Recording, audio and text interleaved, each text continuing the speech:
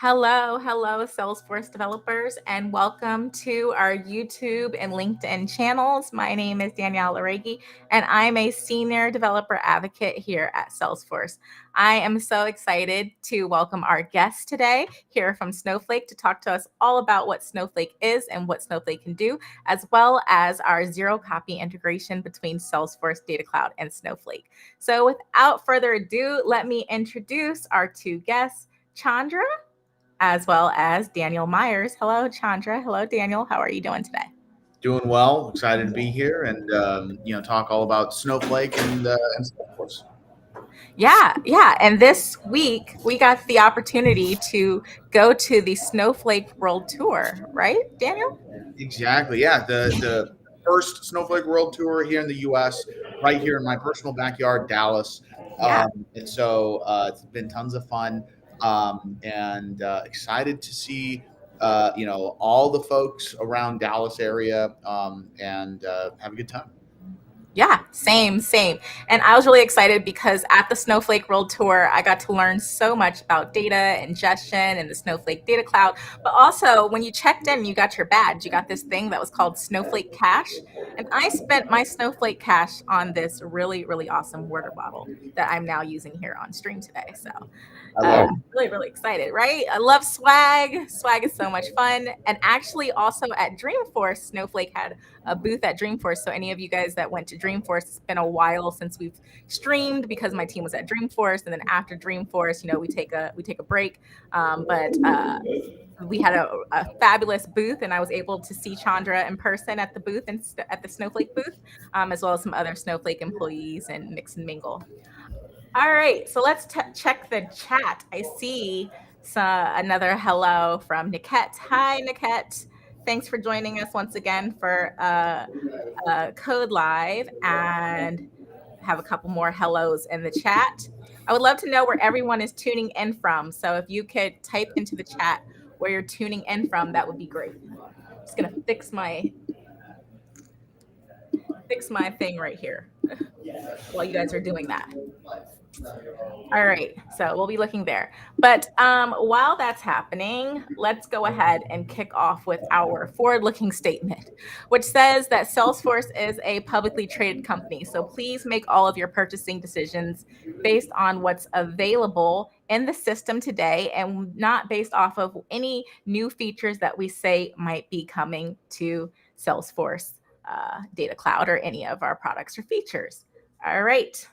So now that we've gotten that out of the way, our forward-looking statement, let's go ahead. I'm going to throw it to you so you guys can continue to keep typing in the chat. I have a couple. One says that they're from North Carolina. Hi, Cody from North Carolina, and a few more hellos. But I'm going to go ahead and pass it off to Daniel Myers. He's going to tell us all about what Snowflake is and what Snowflake does. Fantastic. So yes, and thank you for that introduction, Danielle. So my name is Daniel Myers. I lead our global developer advocacy here at Snowflake. And today, what I'm going to be talking about is, at a high level, a little bit about just what Snowflake is. So for anybody that is not familiar with Snowflake as a platform, I'll talk a little bit about that. I'm going to talk about some of the different considerations for data platforms and AI platforms, and how Snowflake plays in those areas. We're definitely going to dive into zero copy cloning, which is kind of a core tenet of the demo here today of connecting Snowflake with Salesforce. So we have a lot to cover. So really starting off, just what is Snowflake? Snowflake is, at its core, a general developer platform built for data intensive applications. And we run on all three major cloud providers, Google Cloud, AWS, and Azure. And a key element of our architecture is the separation of compute and storage. So the idea here is that you need a single platform that can store all of your data, query all of your data, that can manage the access to all of that data. And you need to be able to do that centrally and securely. well governed. And Snowflake does that through our interoperable storage layer, our elastic compute, Cortex AI layer, and cloud services. And so this interoperable storage at its core, right, really covers three main elements: unstructured, semi-structured, and structured data.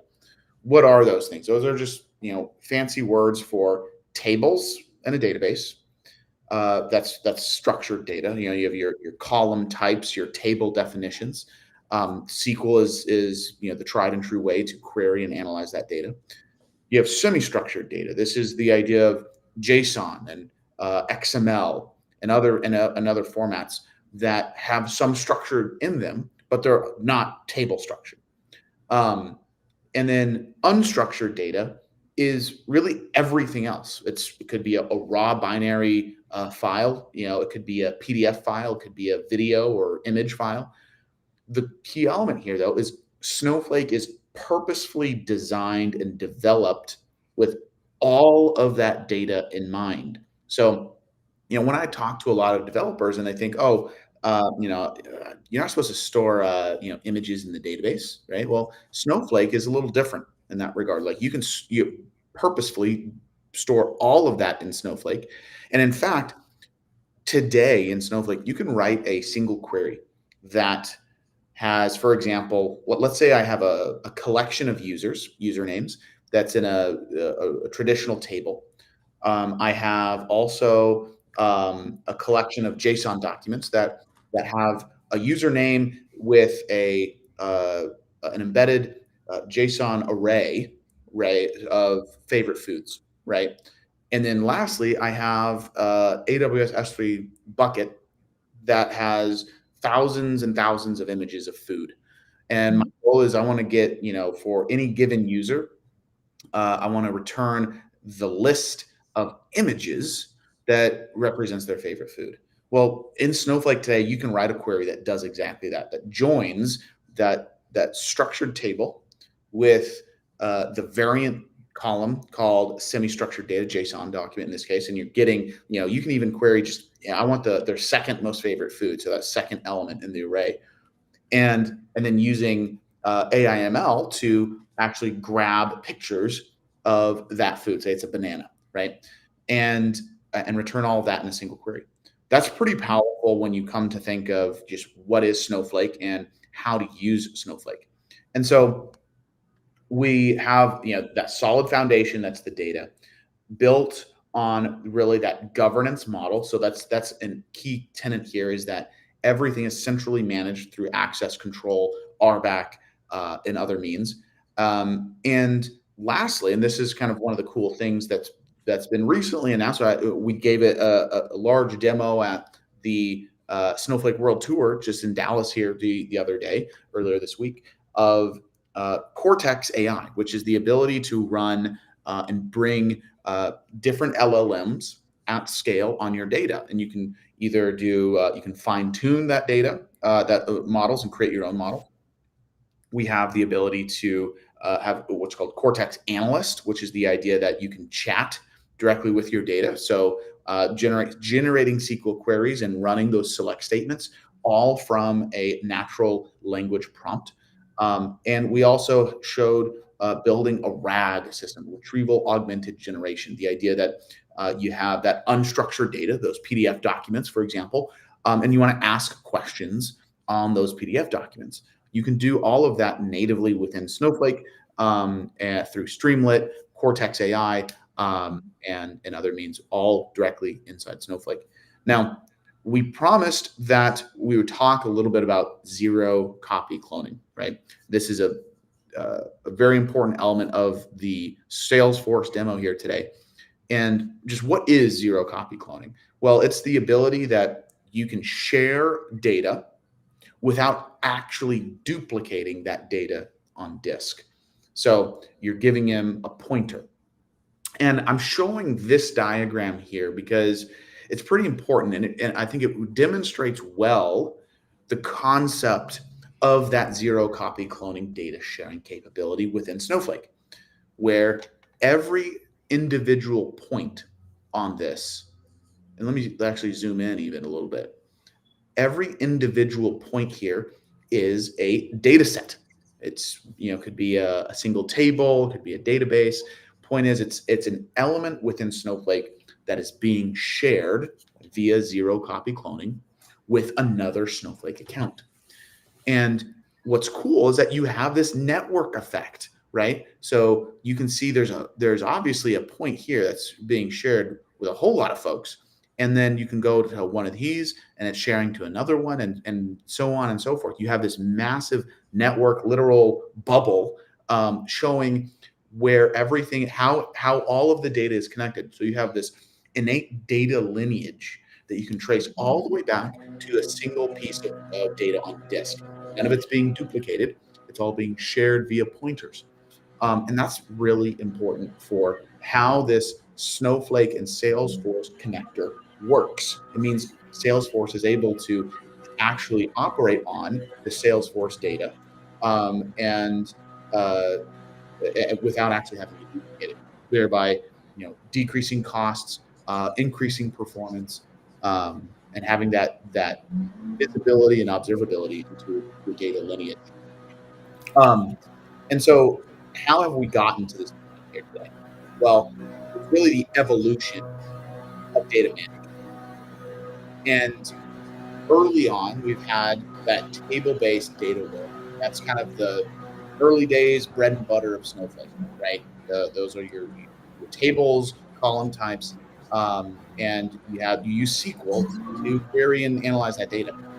Well, fast forward a little bit, and you have your file-based data lakehouse architecture that's growing a lot today, where you are starting to combine both that structured data and semi-structured data, even some unstructured data, right? And you're starting to do some cross analysis between all of it. That's that lakehouse architecture. To finally, kind of where we are today, and really where Snowflake already is that idea of borderless data.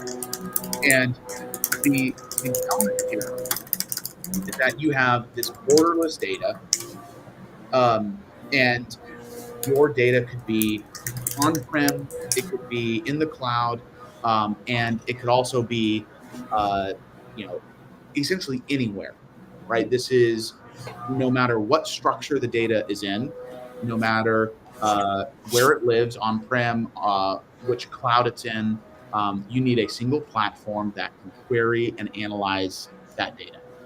And um, and that's Snowflake today. And so some of these data app use cases, right? So we go back to how I described Snowflake at the beginning. Snowflake is not just a big database in the cloud. It is a general developer platform with a focus on data intensive applications. And so what are some of those data app use cases that we see all the time? Well, Customer 360. This is really, part of the beauty of the Salesforce is that Customer 360. Things like Internet of Things, right? Where we have devices with all sorts of data coming in, and it's a fire hose of sensor data. Next is machine learning and data science, right? The ability to do ad hoc analysis using ML models, LLMs on that data to have better insights and make strategic decisions on what you should do next. And another big one that we see a lot of is security analytics and app health. The idea that you have just this, again, a fire hose of app logs, right? Software logs that are just being constantly ingested into Snowflake. And the beauty of ingesting into something like Snowflake is that now you can use a combination of SQL queries. You have the variant column type for semi-structured data, right? And you also have the unstructured data of just being able to do any type of log format that you want. Many times a log might be including a binary data dump of a snapshot of memory state. And so you need some way to interpret that at query time, and Snowflake can actually do that for you. Pretty powerful. And so what are some of the main considerations, right? So we talked about a little bit of these before, which is all data any speed, right? This is where Snowflake can query and analyze raw arbitrary binary data, whether it's continuous or batch loading transactional data, and no matter what format that data is in. Now, coding the same way but executing faster. This is the idea that you as a developer want to develop in your own language, no matter what language that may be, whether it's Python, Node.js, .NET, Go, you name it.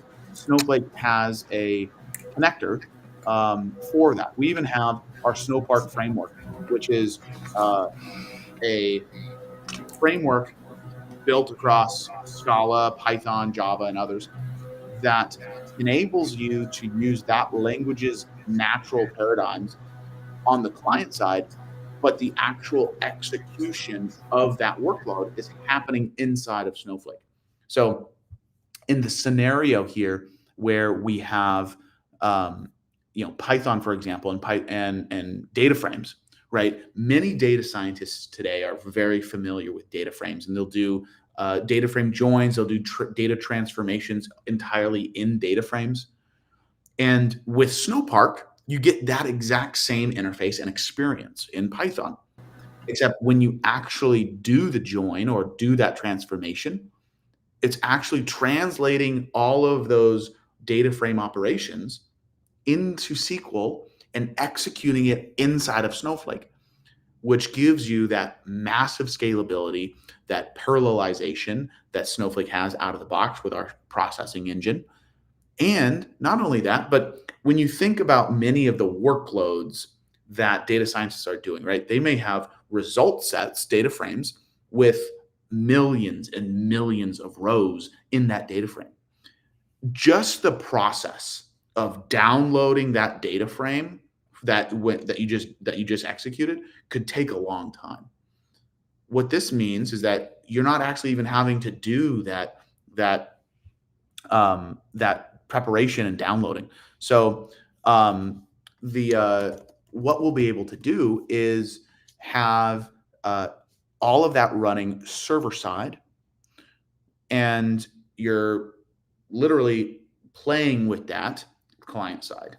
And so anytime you do a peek or any type of look into that data frame, it's able to actually grab it and display it efficiently.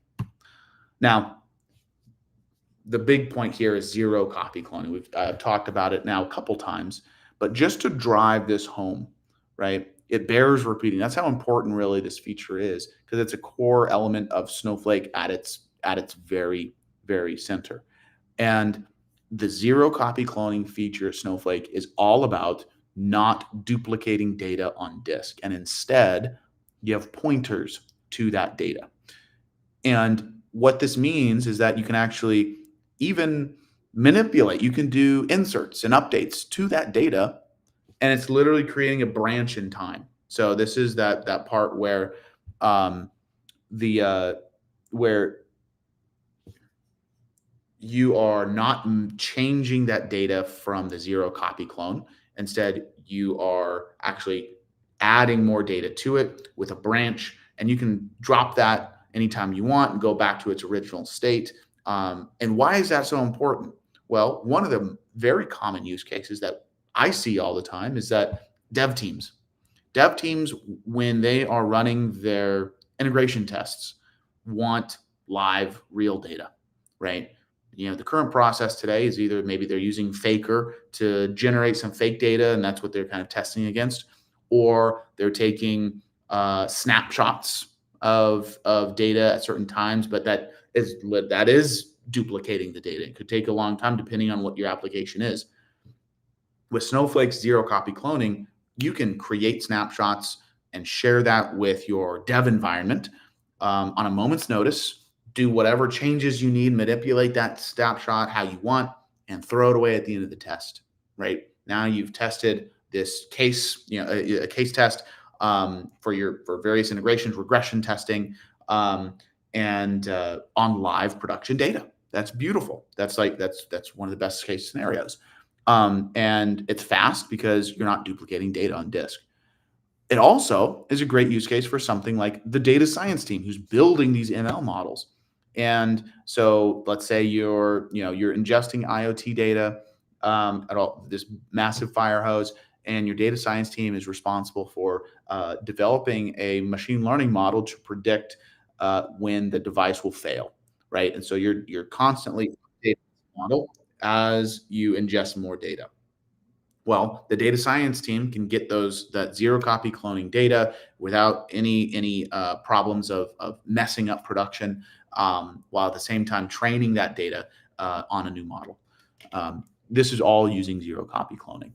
And then lastly here, before we get to the demo part, is the access to live ready to query data. This is a really important part because Snowflake has a data marketplace, an app marketplace, where you can run and play with data from anywhere on on the marketplace. So let's say you're an IoT company, and part of your model is looking at weather data, seeing how when it rains, how does that impact my device. And so with this, you can get that instantaneous, ready to query weather data that is updating live directly in your account. And you can just instantly start doing SQL joins and use some of that as your training data as a different feature, and go from there. So that's kind of a large, high level overview of Snowflake, what we are, some of the use cases you can do with us, and I think kind of primes us for this demo here between Salesforce and Snowflake. Thanks, Dan, for that. And I just want to say to the chat and the viewers, sorry about my keystrokes. I didn't realize I wasn't on mute. I'm powering a whole streaming studio here in the background. So sometimes I type things to change scenes or whatever, and I forget to mute myself. So sorry about that. But thanks to those of you that messaged me and let me know. And also, the HOA is replacing all of the concrete right outside my house today. And I didn't know that. That was a completely unfortunate thing. It's going to be happening for 2 weeks. So I'm trying to mute myself as possible. But if you happen to hear any of that background noise, I'm super sorry. But the good thing is that we can always do one of these streams again. So sorry about that. And thank you, Dan, for that great walkthrough and presentation on Snowflake and what Snowflake is and what Snowflake does. I just want to say there's a few hellos from people. So one here from Paris. Thank you, Eric, for joining us from Paris. Another one here from London. Thank you. But also just to write a few hellos in here as well. Sorry, I already showed that one. A couple of other hellos here in the chat. Hello, Vikas. Hello, Eva. Hello, Arpita. Hello, Sandeep. And hello, Adewale. Thank you all for joining us today on the stream. Now, one of the things I wanted to say was if you have any questions, so Chandra is one of the experts that actually worked with the team that built this integration, and Daniel Myers is also a developer relations director at Snowflake, and he's an expert on the Snowflake platform for developers. He does similar to what my team does here for Salesforce for Snowflake. So this is really the time to really ask all the questions that you always ask me, and I don't normally have Chandra and Daniel around to answer them. Ask all of those questions here in chat. We will be displaying them and we will be answering them throughout the stream. All right, so now let's take a look here at a live system. So I'm going to pull up what we've been talking about or referencing, which is Salesforce Data Cloud. Okay, and you might see that this is saying, welcome to the AI Now tour. Don't forget, AI Now tours are still happening in a city near you, so go ahead and check out one of those. So if you've never seen Data Cloud, this is Salesforce Data Cloud, and it's access like you would access any other app in your Salesforce org. All right, now I'm going to go over here to the setup gear icon, and I'm going to click Data Cloud Setup. And this is basically where you control everything Data Cloud. So Data Cloud has its own setup. So it's where you control all of your connectors, all your zero copy connectors, all types of things like sandboxes, and Data Cloud One, which is new. And you can see over here under external integrations, we have a call out here for Snowflake. Now I'm going to zoom in just a little bit, just in case this is a little bit tiny. So here under external integrations, we have a call out here for Snowflake. And I'm just going to go ahead and click this Snowflake button. And you can see here that I already have an active connection hooked up via Data Federation for Snowflake. Now, this connection is actually made for the data that's coming in from Snowflake. So this is the ingress connection. All right. So There's another way to send data from Salesforce Data Cloud to Snowflake, but this connection is specifically for data coming in from Snowflake. All right. So all you would do is you would click new here, and then you would put in your account URL. You would name your connection name, and then you put in your username, and then you need to generate a public and private key pair. All right. So you're going to create an integration user on the Snowflake side. You're going to assign them the public key, and then you're going to upload the private key here. And it's literally that easy. And that creates the connection between Snowflake and Data Cloud for bringing data in.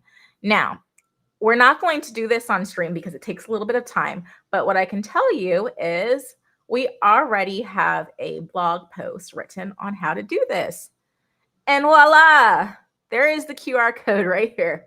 You can scan this QR code, share your data from Salesforce Data Cloud to Snowflake. You can scan this one, and this will tell you how to do that connection. I'm going to flash that up one more time, just in case people didn't scan it. And I think I have some helpful helpers here in the chat as well, but I also happen to have it here. So I'll just paste this as well in the chat right here, for anybody that is interested in taking a look at that. All right. So that's how you get data in. So once you do that connection between Salesforce Data Cloud and Snowflake, then what you have the ability to do is you have the ability to go back to the Data Cloud app. So we're going to search in our app launcher here for Data Cloud. And that only creates the connection between Salesforce Data Cloud and Snowflake. So you still need to create a data stream in order to get the data into Salesforce Data Cloud. So you would go here and you would click the Data Streams tab, and then you would click New. And then you would see this Snowflake tile pop in once the connection is made. And I can tell you that there's no lines of code done to do this. So this is very quick, easy. You can make this connection in under 15 minutes or less. It's very secure. Click the Snowflake tile and just click next here. And then I'm going to look for my connection here. And I can see my databases that I've set up in my Snowflake environment.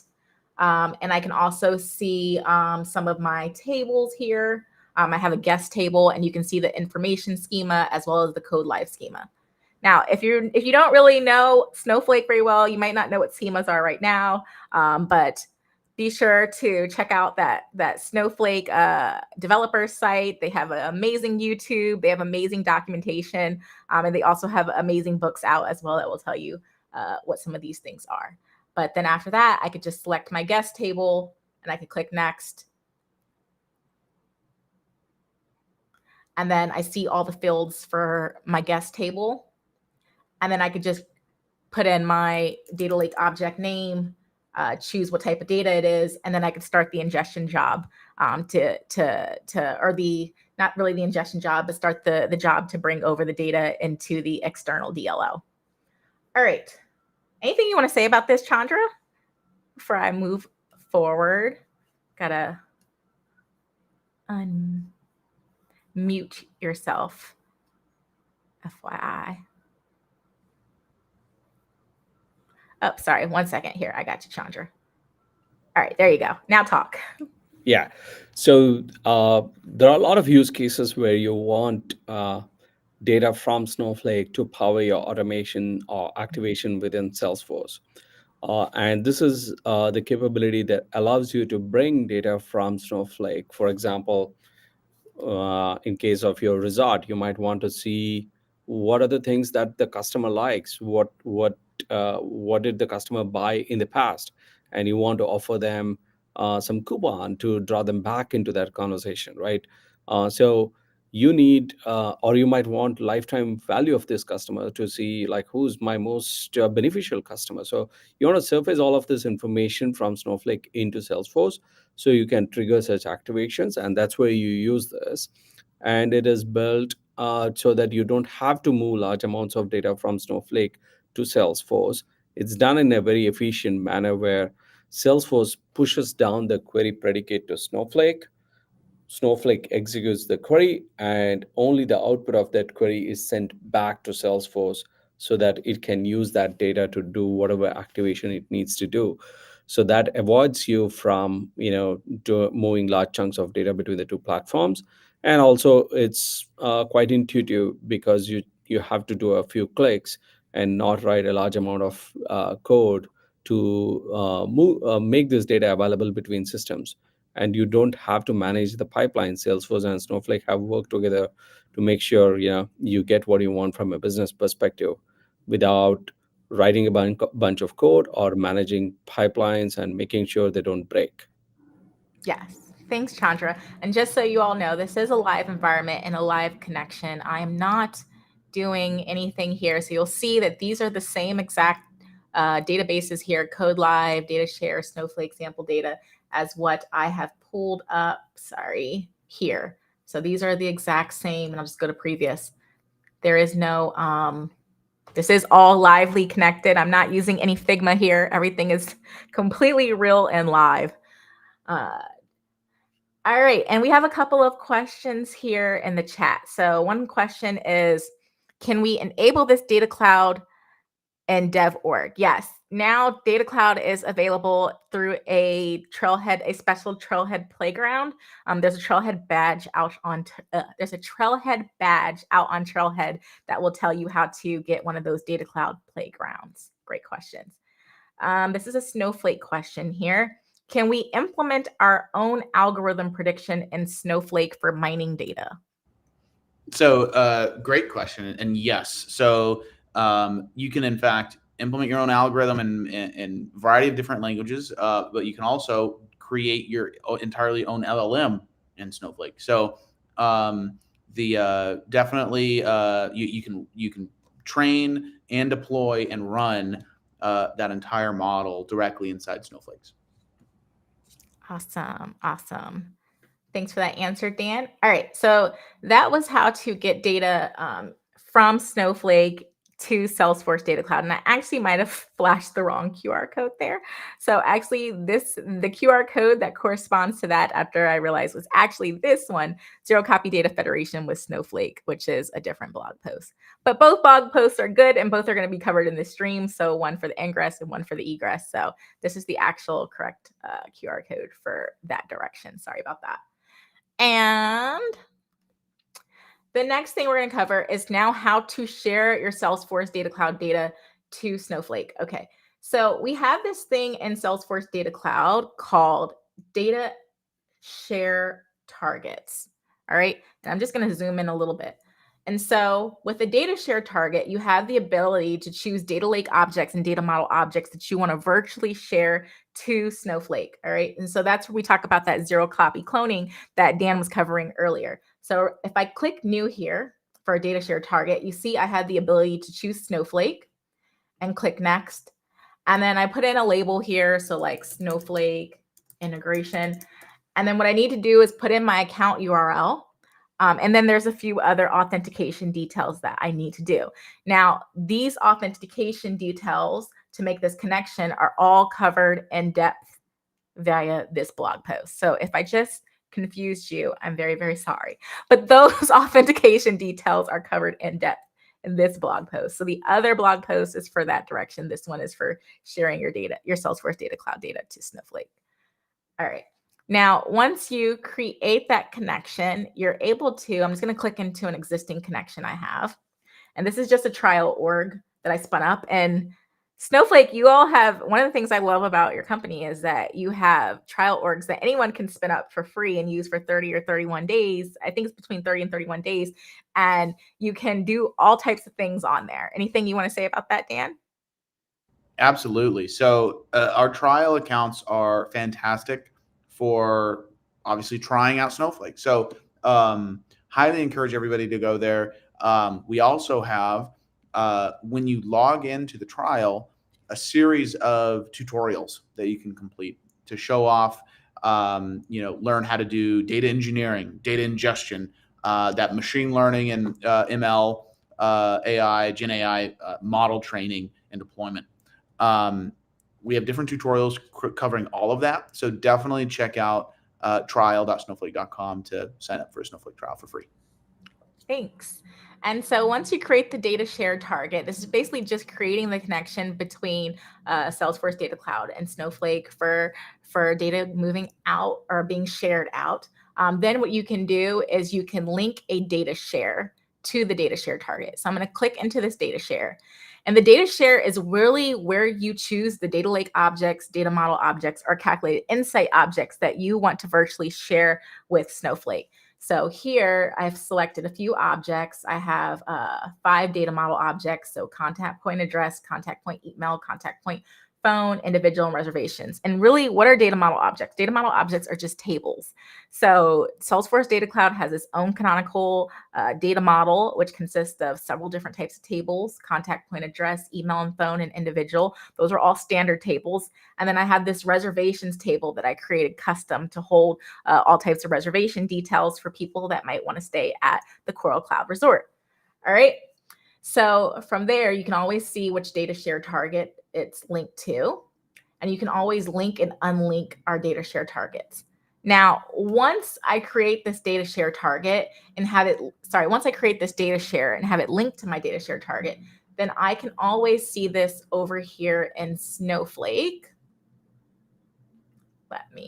And under private sharing. So it'll show up here under private sharing as your data share.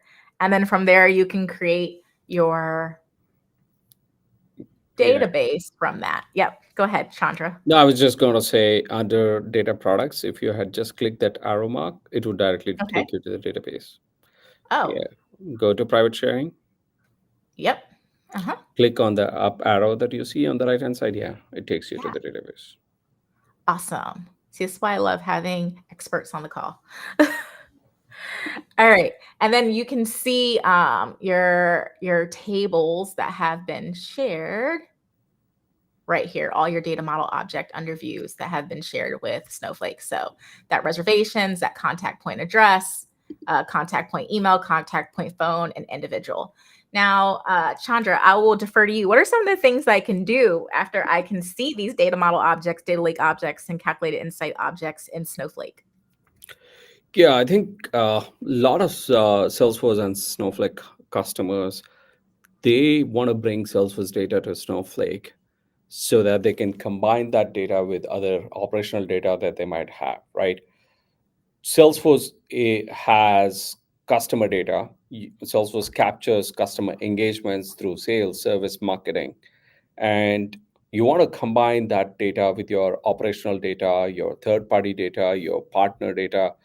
All of that data becomes available in Snowflake. Now, you want to combine all of that to understand your business as a whole, right? You want to understand who are your most valuable customers. You want to understand where do you want to invest your resources to push your business further. So you want to, in order to make this impactful business decisions, you need to have your customer data in Snowflake with all the other data that you have, right? So while when you share this data and this data becomes available in near real time, and you have access to all the Salesforce data that you want for that decision making, it becomes extremely useful for your business to make real time decisions rather than waiting for weeks for somebody to build data pipelines. And once you build the data pipelines to make that data continuously fresh, you have to make sure, like, hey, am I copying it? Okay, is my data clean? All of those issues are off the table now because of this data sharing, because there's one copy of the data which is in Salesforce, but Snowflake has a window to access that data. And you can go ahead and start using this data just as if the table exists in Snowflake, and combine it with all other data that Snowflake has for you, right? We have seen customers, large customers, where they want to bring, for example, in the travel industry, like in this case, you want to have customer information to see who's my customer, what are the contacts that my customer has with me, and then you want to maybe combine that data with like your flight data, and you could recommend customers that, okay, hey, this is the best flight to come down to my resort, or when you actually come to my resort, I can look at past information to figure out, like, hey, what is this customer like, and what are the recommendations that I can do to this customer so that he actually is engaged when he comes into the resort. You want to do this heavy lifting of data by combining multiple data sets. You want to run machine learning models, or for that matter, even generative AI to send some messages to the customer. You can do all of that when you have customer information as well as your operational information all at one place.